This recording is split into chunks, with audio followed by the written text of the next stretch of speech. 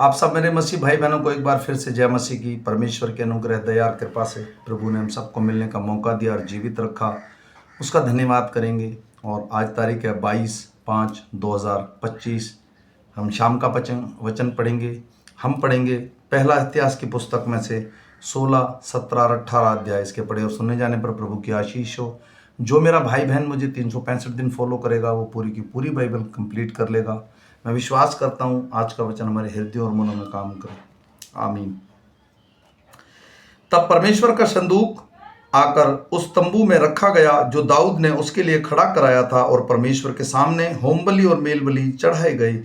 जब दाऊद होमबलि और मेलबलि चढ़ा चुका तब उसने यहोवा के नाम से प्रजा को आशीर्वाद दिया, और उसने क्या पुरुष क्या स्त्री सब इजरायलियों में से एक एक रोटी और एक एक मांस का टुकड़ा और किशमिश की एक एक टिकिया बंटवा दी। तब उसने कई लेवियों को इसलिए ठहराया दिया कि यहोवा के संदूक के सामने सेवा टहल किया करें और इजराइल के परमेश्वर यहोवा की चर्चा और उसका धन्यवाद और स्तुति किया करें। उनका मुखिया तो आसाफ था जो उसके नीचे जकरिया था, फिर येल, शमीरोत, येल, मतिहा, अलियाब, बनायाह, ओबेदेदोम और येल थे। ये सारंगियां और वीणा लिए हुए थे, और आसाफ झांझ पर राग बजाता था। बनाया और यजीएल नामक याजक परमेश्वर की वाचा के संदूक के सामने नृत्य तुरियां बजाने के लिए नियुक्त किए गए। तब उसी दिन दाऊद ने यहोवा का धन्यवाद करने का काम आसाफ और उसके भाई को सौंप दिया। यहोवा का धन्यवाद करो, उससे प्रार्थना करो, देश देश में उसके कामों का प्रचार करो, उसके गीत गाओ, उसका भजन करो, उसके सब आश्चर्य कर्मों पर ध्यान करो, उसके पवित्र नाम पर घमंड करो। यहोवा के खोजियों का हृदय आनंदित हो। यहोवा और उसकी सामर्थ्य के खोज करो, और उसके दर्शन के लिए लगातार खोज करो। उसके किए हुए आश्चर्य कर्म, उसके चमत्कार और न्याय वचन स्मरण करो। हे उसके दास इज़राइल के वंश, हे याकूब की संतान, तुम जो उसके चुने हुए हो, वही हमारा परमेश्वर यहोवा है। उसके न्याय के काम पृथ्वी भर में होते हैं। उसकी वाचा को सदा स्मरण करो रखो।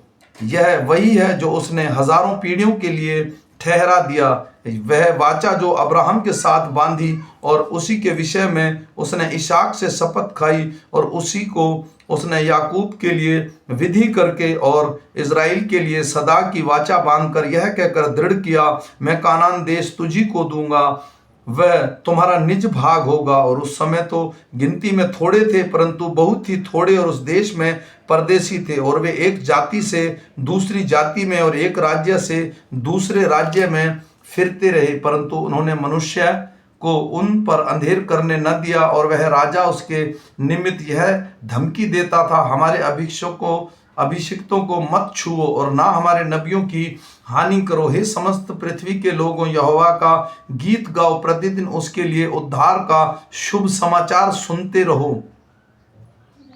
अन्य जातियों में उसकी महिमा का और देश देश के लोगों में उसके आश्चर्य कर्मों का वर्णन करो, क्योंकि यहोवा महान और स्तुति के अति योग्य है। वह तो सदा देवताओं से अधिक भय योग्य है, क्योंकि देश देश के सब देवता मूर्तियां ही हैं, परंतु यहोवा ही ने स्वर्ग को बनाया है। उसके चारों ओर वैध और ऐश्वर्य है, उसके स्थान में सामर्थ और आनंद है। हे देश देश के कुलों, यहोवा का गणोन्वाद करो, यहोवा की महिमा और सामर्थ को मानो। यहोवा के नाम की महिमा ऐसी मानो जो उसके नाम के योग्य है। भेंट लेकर उसके सम्मुख आओ, पवित्रता से शोभ्यमान होकर यहोवा को दंडवत करो। हे सारी पृथ्वी के लोगों, उसके सामने थरथराओ। जगत ऐसा स्थिर है कि वह टलने का नहीं। आकाश आनंद करे और पृथ्वी मगन हो, और जाति जाति में लोग कहें, यहोवा राजा हुआ। समुद्र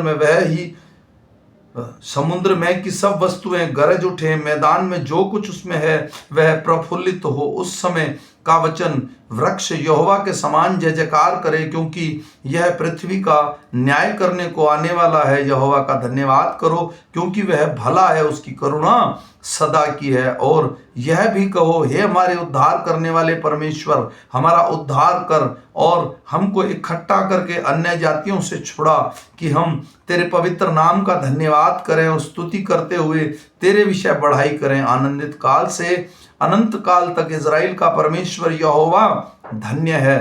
तब समस्त प्रजा ने आमीन कहा और यहोवा की स्तुति की। तब उसने वहां अर्थात यहोवा की वाचा के संदूक के सामने आसाप और उसके भाइयों को छोड़ दिया कि प्रतिदिन के प्रयोजन के अनुसार वे संदूक के सामने नृत्य सेवा टहल किया करें। और 68 भाइयों समेत अबेद दोम को और द्वारपालों के लिए युतदान के अबेद दोम को और होसा को छोड़ दिया। फिर उसने सादोक याजक और उसके भाई याजकों और यहोवा के निवास के सामने जो गिबोन के ऊंचे स्थान में था ठहरा दिया कि वे नित्य सवेरे और सांझ को होमबलि और वेदी पर यहोवा की बलि चढ़ाया करें और सबके अनुसार किया करें जो यहोवा की व्यवस्था में लिखा है, जिसे उसने इज़राइल को दिया था। और उसके संग उसने हेमान और यदूतान और दूसरों को भी उसका नाम लेकर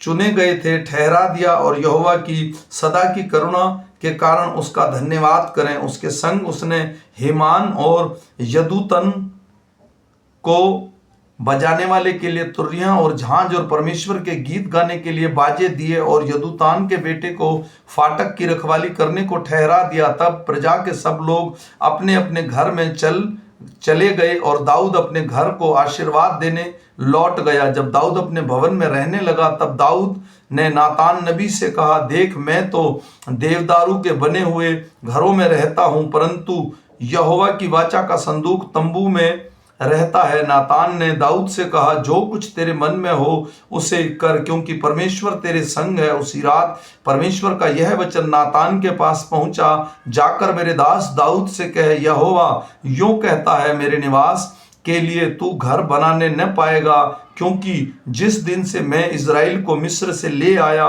आज के दिन तक कभी घर में नहीं रहा, परंतु एक तंबू से दूसरे तंबू और एक निवास से दूसरे निवास में आया जाया करता हूं। जहां जहां मैंने सब इज़राइलियों के बीच आना जाना किया, क्या मैंने इज़राइल के न्यायियों में से जिनको मैंने अपनी प्रजा की चरवाही होने के लिए ठहराया था, किसी से ऐसी बात कभी कही कि तुम लोग मेरे लिए देवदारू का घर क्यों नहीं बनाया?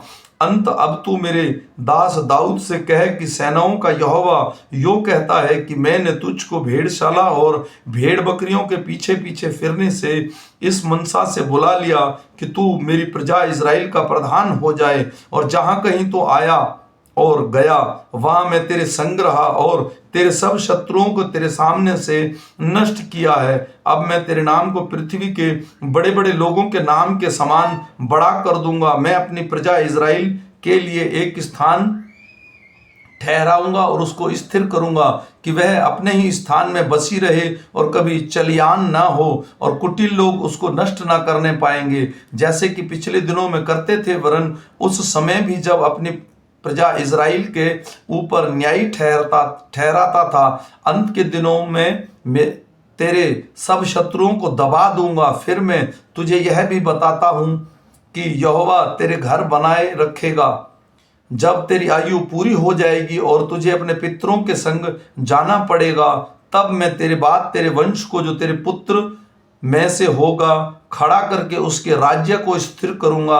मेरे लिए एक घर वही बनाएगा और मैं उसकी राजगद्दी को सदैव स्थिर रखूंगा और उसका पिता ठहरूंगा और वह मेरा पुत्र ठहरेगा। जैसे मैं अपनी करुणा उस पर से जो तुझसे पहले थी हटाई, वैसे ही उस पर से न हटाऊंगा, वरन मैं उसको अपने घर में अपने राज्य में सदैव स्थिर रखूंगा और उसकी राजगद्दी सदैव अटल रहेगी। इन सब बातों और इस दर्शन के अनुसार नातान ने दाऊद को समझा दिया। तब दाऊद राजा भीतर जाकर यहोवा के सम्मुख बैठा और कहने लगा, हे यहोवा परमेश्वर, मैं क्या हूं और मेरा घराना क्या है कि तूने मुझे यहां तक पहुंचाया? हे परमेश्वर, यह दृष्टि में छोटी सी बात हुई, क्योंकि तूने अपने दास के घराने के विषय में भविष्य के बहुत दिनों तक की चर्चा की है। और हे परमेश्वर, तूने मुझे ऊंचे पद पर मनुष्य सा जाना है।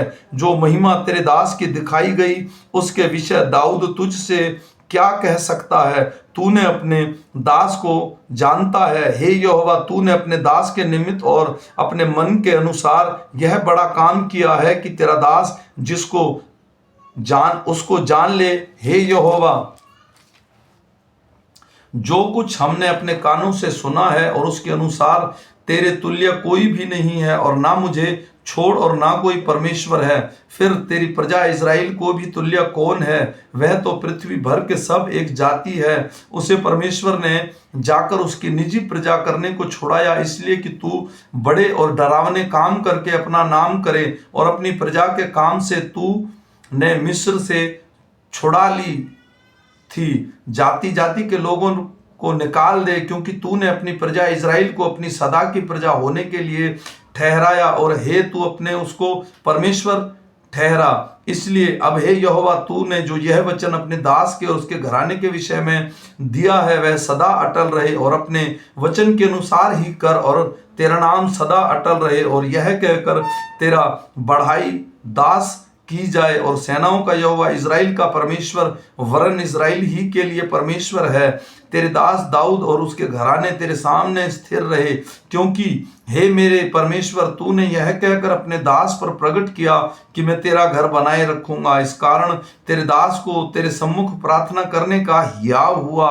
अब हे यहोवा, तू ही परमेश्वर है, और तूने अपने दास को यह भलाई करने की वचन दिया, और अब तूने प्रसन्न होकर अपने दास के घराने पर ऐसी आशीष दी कि वह तेरे सम्मुख सदा बना रहे। क्योंकि हे यहोवा, तू आशीष दे चुका, इसलिए वह सदा आशीषित बना रहे। इसके बाद दाऊद ने फिलिस्तीसियों को जीत कर अपने अधीन कर लिया, और गांव समेत गत नगर को फिलिस्तीसी के हाथ से छीन लिया।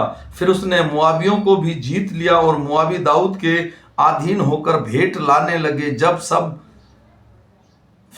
सोबा का राजा हेरोदेज परात महानद के पास से अपना राज्य स्थिर करने को जा रहा था, तब दाऊद ने उसको हमात के पास जीत लिया। दाऊद ने उससे 1000 रथ, 7000 सवार और 20,000 प्यादे छीन लिए, और दाऊद ने सब रथ वाले घोड़े के घुटनों के पीछे की नस कटवाई, परंतु अपने 100 रथों के लिए घोड़े बचा रखे। जब दशमिक के आरामी सोबा के राजा हेरोदेज की सहायता करने को आए, तब दाऊद ने आरामियों में से 22,000 पुरुष मारे। तब दाऊद ने दशमिक के आराम में सिपाहियों की चौकी बैठाई। अंत आरामी दाऊद के अधीन होकर भेंट ले आने लगे। जहां जहां दाऊद जाता वहां वहां यहोवा उसको जय दिलाता था। हेरोदेज के कर्मचारियों के पास सोने की जो ढालें थी, उन्हें दाऊद लेकर यरूशलेम को आया, और हेरोदेज के तिभै और कून नामक नगरों में दाऊद बहुत सा पीतल ले आया, और उससे सुलेमान के पीतल के होज और खंबे और पीतल के पात्रों को बनवाया। जब हमात के राजा तोऊ ने सुना कि दाऊद ने सोबा के राजा हेरोदेज की सहमति सेना को जीत लिया, तब वह अपने हदोराम नामक अपने पुत्र को दाऊद राजा के पास उसका कुशल क्षेम पूछने के लिए बधाई देने को भेजा, इसलिए कि उसने हेरोदेज से लड़कर उसे जीत लिया था। क्योंकि हेरोदेज तोऊ से लड़ा करता था, और हेरोदेज सोने चांदी और पीतल के सब प्रकार के पात्र लिए हुए आया। इनको दाऊद ने यहोवा के लिए पवित्र करके रखा, और वैसे ही उसने सोने चांदी से भी जैसे जातियों से अर्थात एदोमियों, मोआबियों, अम्मोनियों, फिलिस्तीसियों, अमीलेकियों से प्राप्त किया था। फिर शरूयाह के पुत्र अबीशै ने नमक की तराई में 18,000 एदोमियों को मार लिया। तब वह एदोम के सिपाहियों की चौकी बैठाई, और सब एदोमी दाऊद के अधीन हो गए। दाऊद जहां जहां जाता था वहां वहां यहोवा उसको जय दिलाता था। दाऊद समस्त इजरायलियों पर राज्य करता था, और वह अपनी सारी प्रजा के साथ न्याय और धर्म से काम करता था। प्रधान सेनापति सरूयाह का पुत्र योआब था। इतिहास का लिखने वाला अलीहूद का पुत्र यहोशापात था। अहीतूब का पुत्र सादोक और एब्त्यार का पुत्र अबीमेलेक प्रधान याजक थे। मंत्री शबाश था, जो करेतियों और पलितियों का प्रधान यहोयादा का पुत्र बनाया था, और दाऊद के पुत्र राजा के पास मुख्य अधिकारी होकर रहते थे। आमीन। मेरे भाई और बहनों, ये छोटा सा वचन, हम फिर मिलेंगे सुबह के वचन के साथ। तब तक परमेश्वर का अनुग्रह, कृपा और दया हम पर, हमारे परिवारों पर, हमारे काम काज कर अब से लेके अनंत काल तक होती रहे। सबको जय मसीह।